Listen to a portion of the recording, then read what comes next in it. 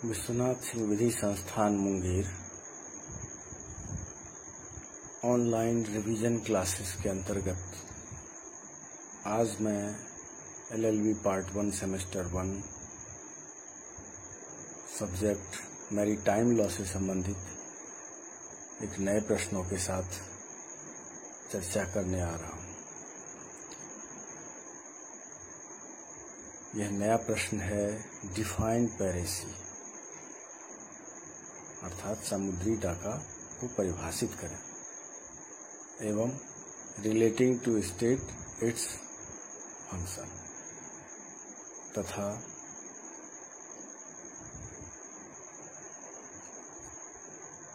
समुद्री डाका से संबंधित अनुच्छेदों, नियमों एवं विधियों की विवेचना करें। सबसे पहले तो यह जान लीजिए कि पायरेसी अर्थात समुद्री डाका खुले समुद्रों में लूटपाट, समुद्री प्रभाव अर्थात अंतर्राष्ट्रीय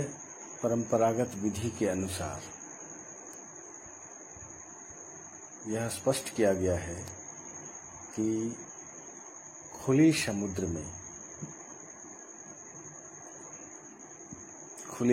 में निजी हितों को ध्यान में रखते हुए किसी जलयान पर लूटपाट करना, हिंसात्मक कार्रवाई करना और यान को जब्त कर लेना समुद्री डाका कहलाता है। समुद्री डाका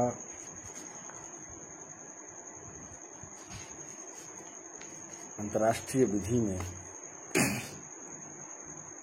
परिभाषित किया है। जेनेवा अभिसमय 1958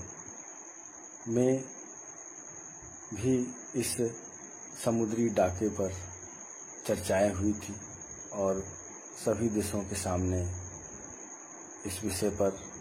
वार्ता हुई थी, संधियां हुई थी। तो उसमें स्पष्ट किया गया था कि समुद्री डाका खुले समुद्र में किसी राज्याधिकार के बाहर यानी राज्यों के क्षेत्राधिकार के बाहर जब किसी जहाज में लूटपाट, हिंसा या जब्ती की कार्रवाई की जाती है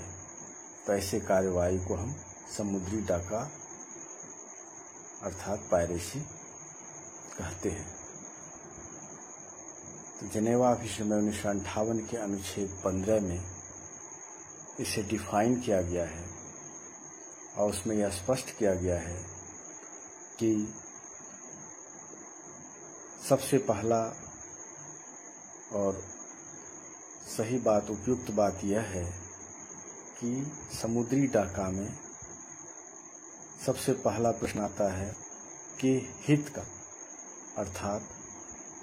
उसमें अपना हित होना चाहिए। मतलब किसी देश या समुदाय से हटकर निजी हित होना चाहिए। निजी हित के उद्देश्य से जब हम किसी जहाज पर, चाहे वह किसी भी देश का हो, लूटपाट करते हैं, हिंसात्मक कार्रवाई करते हैं या उसे अपने कब्जे में लेते हैं, तो ऐसी स्थिति में उस कार्य को समुद्री डाका कहा जाता है। इस समुद्री डाके में एक बातों का स्पष्ट ध्यान है कि यह निजी हित से संबंधित हो और राज्य के क्षेत्राधिकार से बाहर हो, अर्थात जहां तक समुद्री क्षेत्र पर किसी राज्य या किसी देश का अधिकार होता है, उस अधिकार के बाद के ही क्षेत्र को, समुद्री क्षेत्र को हम खुला समुद्र कहते हैं। तो वह स्पष्ट रूप से वह खुला समुद्र होना चाहिए। और यह स्पष्ट रूप से किसी भी देश के जहाज पर हो सकता है और इसके लिए डाका डालने वाला अपने निजी जलयान के द्वारा किसी दूसरे अन्य जलयान पर हमला कर सकता है। यहाँ यह भी स्पष्ट किया गया है कि इस जलयान के साथ साथ हवाई जहाज, जो समुद्री क्षेत्र के ऊपर हवाई जहाज गमन करते हैं, उस हवाई जहाज में भी अगर कोई इस तरह की वारदात होती है, हिंसात्मक कार्रवाई होती है, लूटपाट होती है, तो वह समुद्री डाका क्षेत्र में ही आता है। ठीक इसी बात को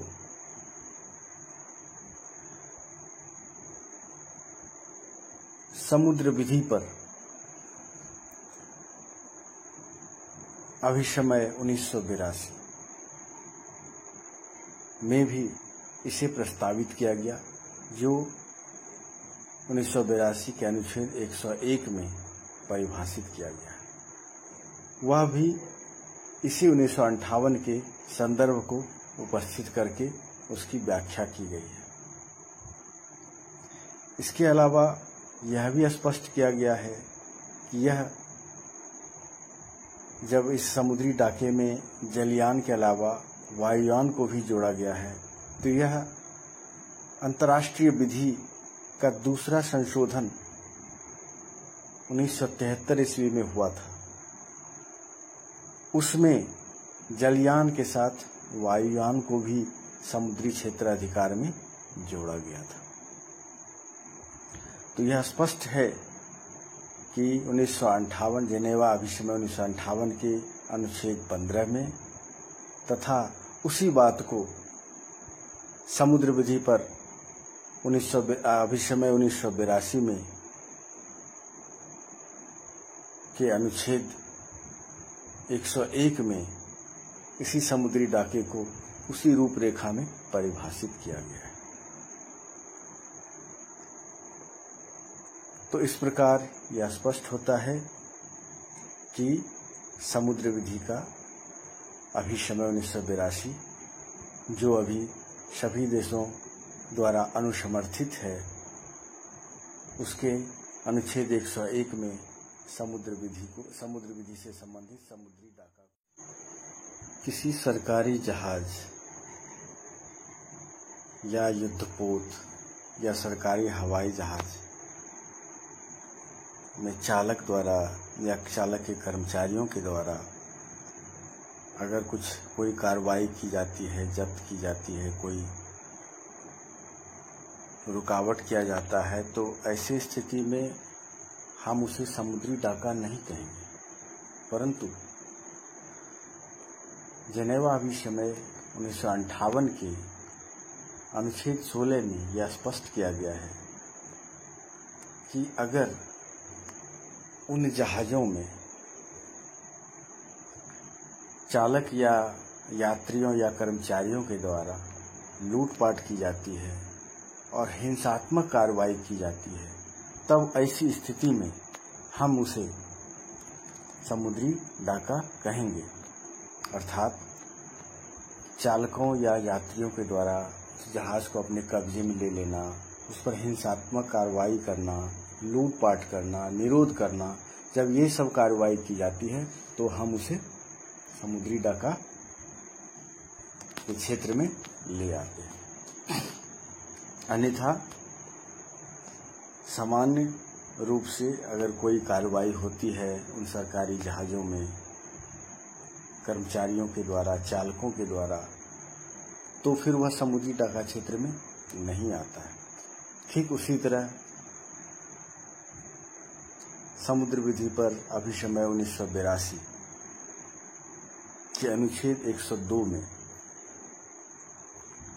भी इन्हीं बातों की चर्चाएं की गई है। आगे हम इनके आवश्यक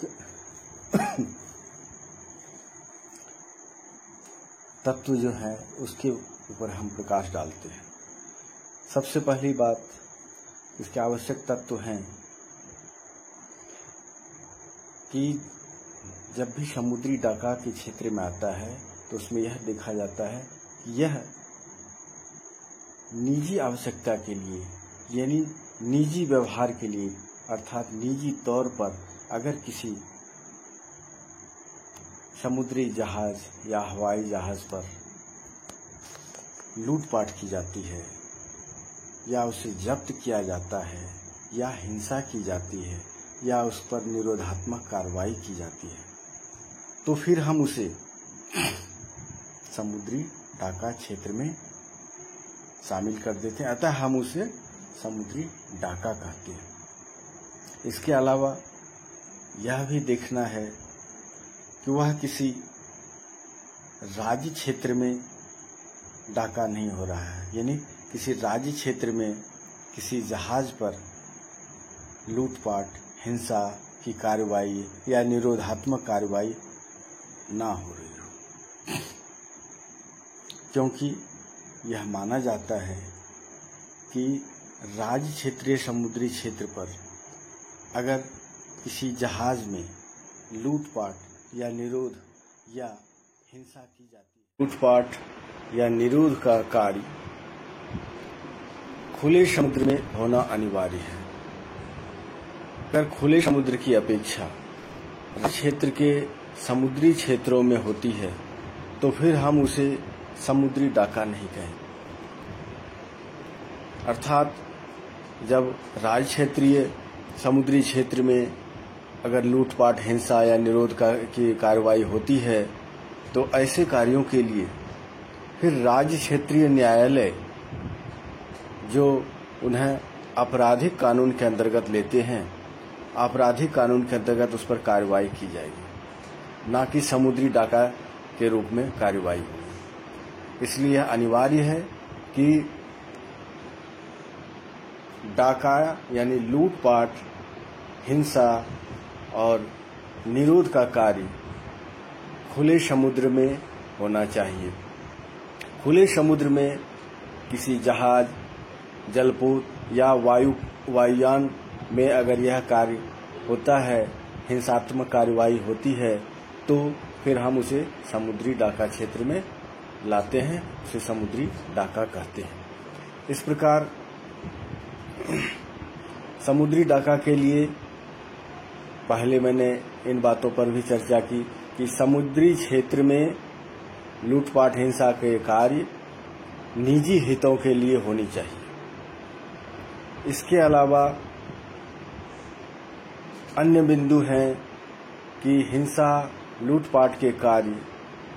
समुद्री क्षेत्र में किसी निजी वाहन, निजी जहाज या निजी वायुयान या हवाई जहाज के द्वारा संपन्न होनी चाहिए। अगर किसी सरकारी जहाज या सरकारी तौर पर कोई जहाज है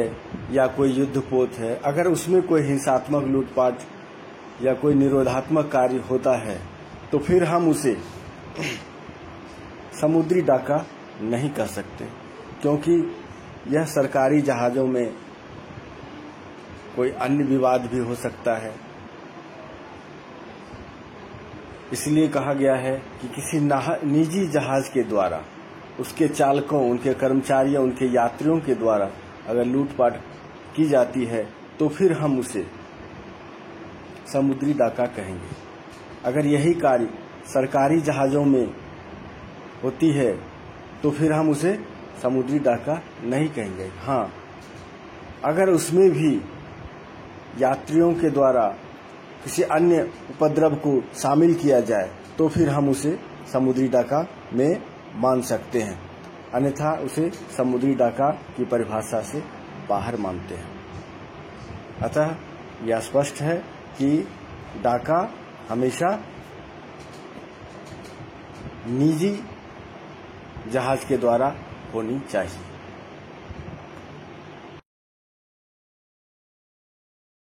हिंसा,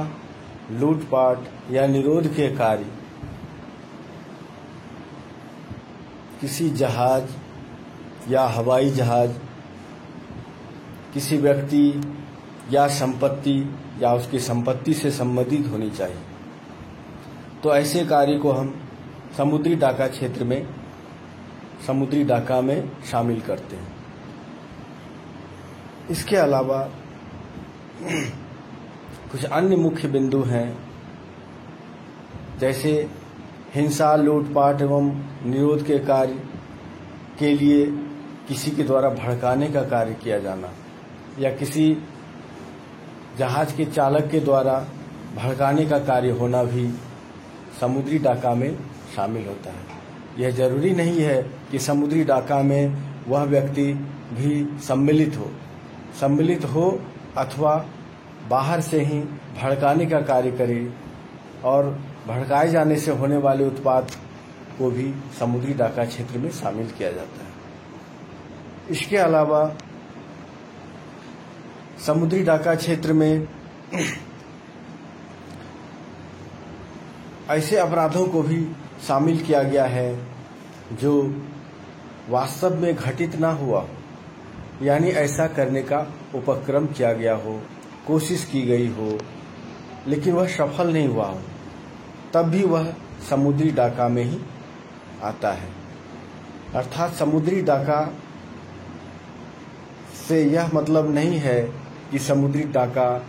हुआ ही हो, उसके लिए कोशिश किया गया हो, तैयारी की गई हो, और यह बात स्पष्ट हो जाए कि वह समुद्री डाका से ही संबंधित उपक्रम था, तो फिर हम इन बातों को भी समुद्री डाका में शामिल करते हैं। इस तरह से समुद्री डाका का अर्थ यह है कि यह राज्य क्षेत्रीय समुद्री क्षेत्र से बाहर होनी चाहिए, और अगर किसी राज्य क्षेत्र के बाहर ही खुले समुद्र में यह हिंसात्मक कार्रवाई या लूटपाट का कार्य हो रहा हो, और इस कार्रवाई को, इस उपक्रम को किसी राज्य या देश के द्वारा देखे जाने पर, समझे जाने पर उस पर कार्रवाई किया जा सकता है। इसके लिए यह जरूरी नहीं है कि उन्हें अंतर्राष्ट्रीय समुद्री क्षेत्र से संबंधित अभिसमयों में या फिर उनके केंद्रों में, कार्यालयों में पहले जानकारी देनी होगी, ऐसा कोई जरूरी नहीं। जिस किसी राज्य या देश के द्वारा ऐसा कार्रवाई होते हुए देखा जाए, वह राज्य क्षेत्र, वह देश इन उत्पाद पर अविलंब कार्रवाई कर सकते हैं और उसे समुद्र विधि पर आधारित सजा भी देने का उपक्रम कर सकते हैं। उन्हें अविलंब गिरफ्तार कर सकते हैं, फिर उस पर समुद्र विधि से संबंधित न्यायालयों में उपस्थित कर उस पर कार्रवाई की जा सकती है। इसके लिए और तुरंत उस पर कार्रवाई करने के लिए यह जरूरी नहीं है कि समुद्र विधि के न्यायालय क्षेत्र से तुरंत आश्वासन लेना होगा, आदेश लेना होगा, यह जरूरी नहीं, क्योंकि यह स्पष्ट है ये अंतर्राष्ट्रीय जगत के लिए सबसे हानिकारक बातें हैं। यानी यह उत्पात है जो अंतर्राष्ट्रीय जगत को परेशानी में डाल सकता है। इसलिए यह प्रत्येक राज्य क्षेत्र का यह कर्तव्य है कि वह देखते ही अविलंब उस पर कार्रवाई करे। यह समुद्र विधि पर संयुक्त राष्ट्र अभिसमय 1982 में स्पष्ट कर दिया गया है कि इस तरह के कार्रवाई के लिए कोई भी राज्य क्षेत्र, समुद्र तटीय राज्य क्षेत्र हो या बिना समुद्र तटीय राज्य क्षेत्र हो, वो सभी ऐसे हिंसात्मक कार्रवाई को देखते हुए अविलंब उस पर कार्रवाई कर सकते हैं। इस प्रकार यह समुद्री डाका से संबंधित बातें हैं और इस पर बहुत सारी ऐसी प्रक्रियाएं हैं जो बंधनकारी हैं और अभिसमय के द्वारा यह निर्धारित किया गया है कि कि अभिसमय के से संबंधित व स्थापित न्यायालय के द्वारा जो प्रत्येक 2 वर्षों पर एक अपना निर्देश जारी करते हैं और उस निर्देश का पालन, उस निर्देशों का पालन सभी सदस्य देश करते हैं और उन्हें करना अनिवार्य होता है। और उस निर्णय के आधार पर ही समुद्री क्षेत्रों में होने वाले समुद्री डाके से संबंधित कार्रवाई को आगे बढ़ाया जा सकता है। धन्यवाद।